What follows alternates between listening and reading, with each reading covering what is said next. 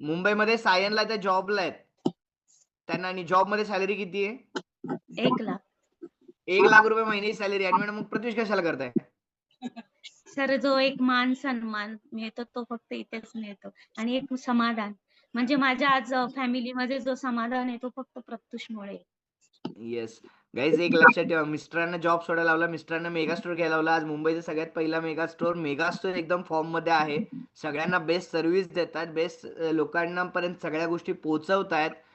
Mister sir, यांच्या सरांना आज त्यांनी मी एक मेगा स्टोअर जॉब म्हणून जेवढे ओळखत नाही, तेवढे आज मी प्रत्युष म्हणून पूर्ण मुंबईमध्ये ओळखते. आणि सांगायचा आनंद एवढाच होतंय, का आज 8 मार्च मला 4 ठिकाणी इन्व्हिटेशन आलंय. Great ma'am, great. गाईज अपॉर्च्युनिटीसाठी. बघू शकताय बघा, कोणीतरी तेव्हा स्वतःला मी खूप, खूप, खूप म्हणजे हॅपी आहे प्रत्युषमध्ये येऊन.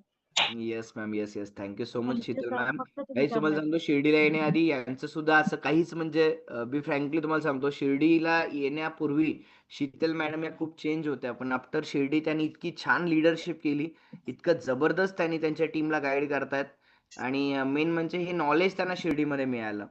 म्हणजे शिर्डीला येण्याआधी जर विचार केला तर मला असं वाटतं मॅडम तुमचे फक्त शिर्डीला येण्याआधी तुमची टीम किती होती? शिर्डीनंतर टीम किती झाली? तर शिर्डीला येण्याआधी माझे 11च होते. 11 ते 12. 11 डायरेक्ट होते.